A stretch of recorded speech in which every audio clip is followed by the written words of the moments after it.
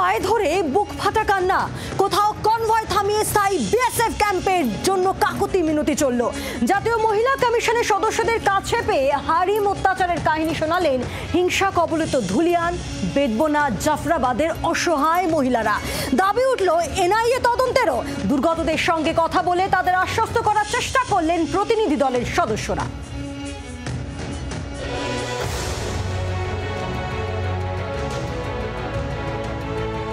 অশান্তির পর সপ্তাহ পেরিয়ে গিয়েছে, কিন্তু ওয়াকফ আইনের বিরোধিতার নামে মুর্শিদাবাদের যে তাণ্ডব চলেছে, জায়গায় জায়গায় তার ছাপ এখনো স্পষ্ট।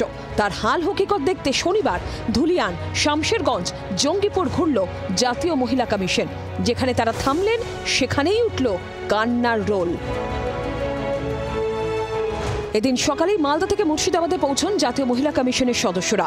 ধুলিয়ান ঢোকার আগেই আটকে যায় তাঁদের কনভয়। 34 নম্বর জাতীয় সড়ক থেকে গাড়ি যেই মুহূর্তে ধুলিয়ানের দিকে বাঁক নিল, সেই মুহূর্তে মিনিট 5 গাড়ি এগোনোর পরে, কনভয় এগোনোর পরে এখানকার স্থানীয় হিন্দু মহিলারা তারা এই জাতীয় মহিলা কমিশনের যে কনভয়, সেই কনভয়কে কার্যত আটকালেন এবং আটকে দেওয়ার পরে তাদের কথা বলতে শুরু করলেন। কি বললেন ওদের?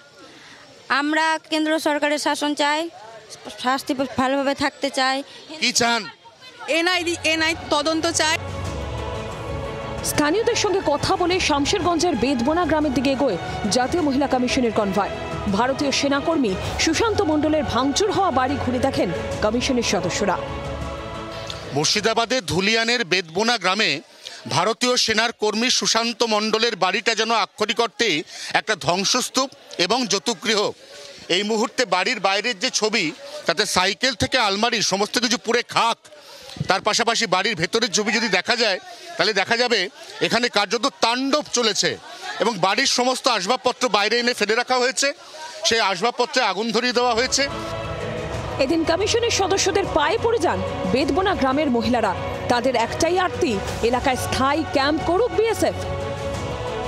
ব্যবস্থা করতে আমরা ব্যবস্থা চাই, আমরা সুরক্ষা, আমরা ক্যাম্প চাই, রাষ্ট্রপতি ক্যাম্প চাই, আমরা এখানে ক্যাম্প চাই, আমরা সুরক্ষিত ক্যাম্প চাই। 6 মাসের লাগে খাবার দেব, আমরা খাবার দিব না, আমরা ক্যাম্প চাই।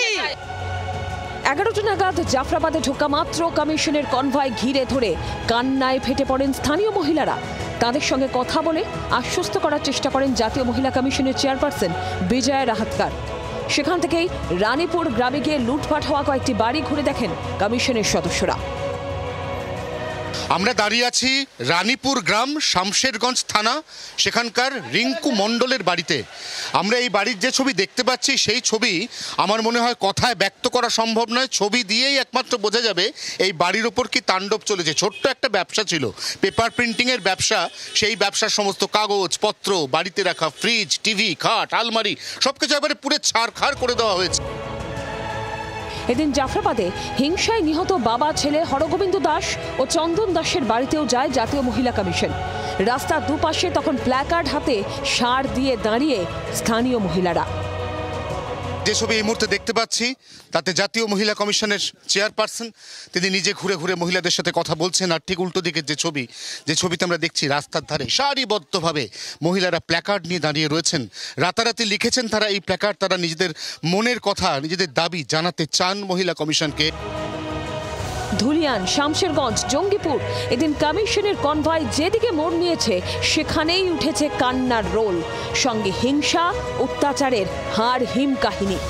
ক্যামেরায় মিন্টু বর্ষকের সঙ্গে অয়ন ঘোষালের রিপোর্ট, জি 24 ঘন্টা। বাংলার আওয়াজ, বাঙালির আবেগ, জি 24 ঘন্টা।